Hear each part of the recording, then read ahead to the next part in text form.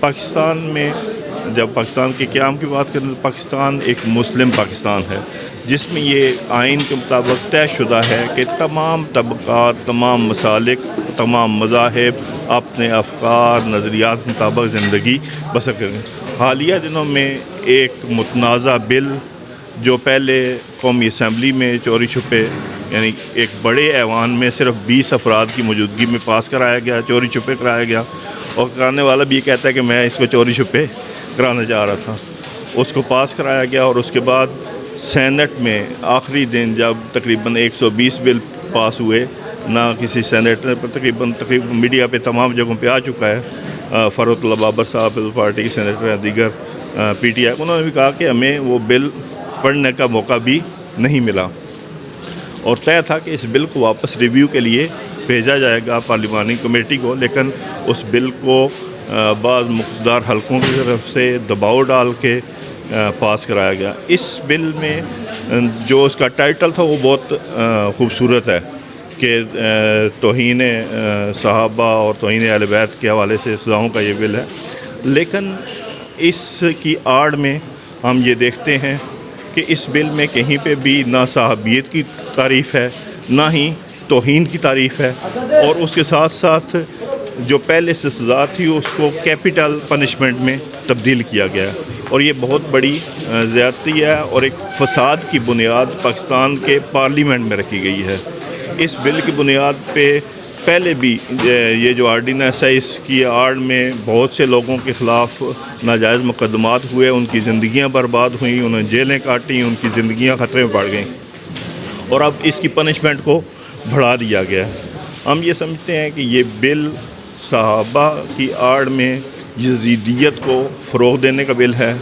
اور یہ چاہتے ہیں کہ یزید کو صحابیت کا جو لباس پہنا کے اس کو دوبارہ معزز اور محترم بنائیں، لیکن یزید اور یزیدیت ایک گالی ہے، اور یہ خدا کے حکم اور اہل بیت علیہ السلام کی تعلیمات کے عین مطابق ہے۔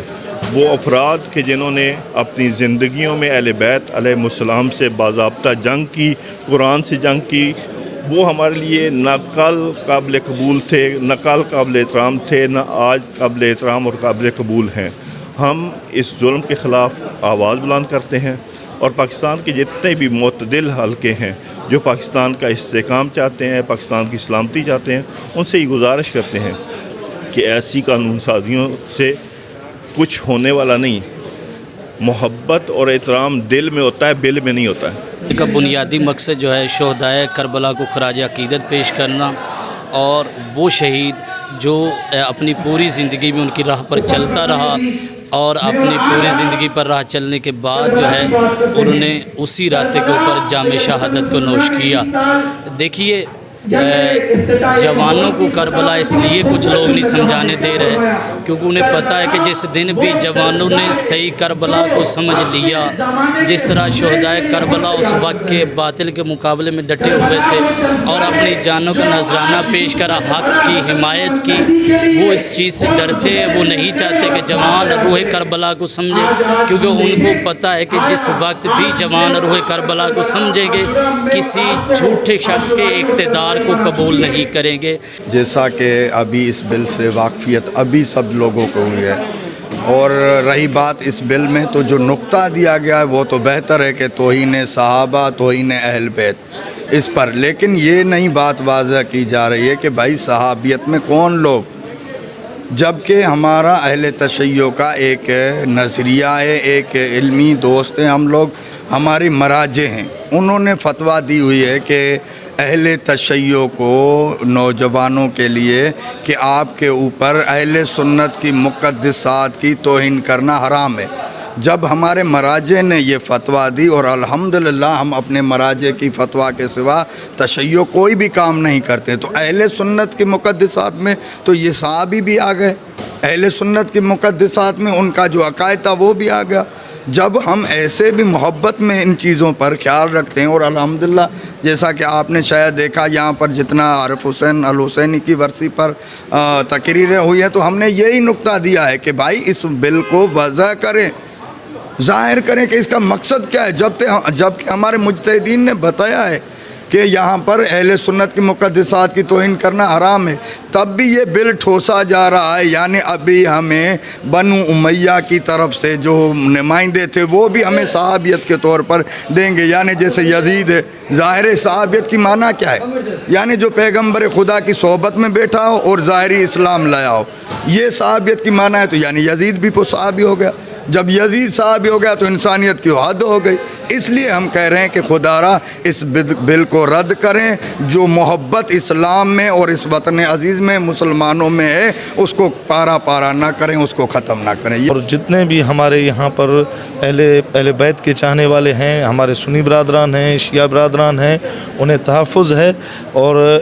یہ ایک غیر یقینی سی صورتحال پیدا ہوئی ہے جو اب وفاقی حکومت نے جاتے جاتے آخری دنوں میں یہ بل پاس کیا ہے. تو اس کے لیے یہ کانفرنس تھی جس میں ان کو قوم کو بیدار کیا جا رہا ہے کہ ایسے شر پسند عناصر، ایسے شر پسند بلوں سے جو اس میں نفرت پھیلے، اس کے حوالے سے جو ہے انہیں اویئرنیس دی گئی ہے. اور ہم قطعی یہ جو بل ہے اس کی مخالفت کرتے ہیں اور حکومت وقت سے یہ مطالبہ کرتے ہیں کہ اس پر نظر ثانی کی جائے. سر یہی موقف ہے جو پاکستان کے عوام اور اہل علم کا جو موقف ہے.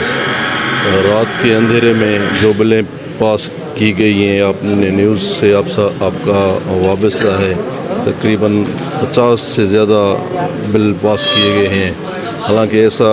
کبھی کسی پاکستان کے ہسٹری میں ایسا نہیں ہوا کہ ایسے بل رات کے اندروں میں پاس کیے جائیں. وہ اس بل کی ہم مخالفت کرتے ہیں. کہنا چاہتے ہیں کہ جو احترام کسی کا بھی ہوتا ہے وہ دل سے ہوتا ہے، کسی بل سے یا کسی زور زبردستی نہیں ہوتا. تو ہم یہ چاہتے ہیں کہ کوئی بھی چیز ایسی ہو جو متنازع نہ ہو، کسی کو اس پہ تنازع نہ ہو. تو ہم چاہتے ہیں کہ پاکستان امن میں رہے اور پاکستان ایک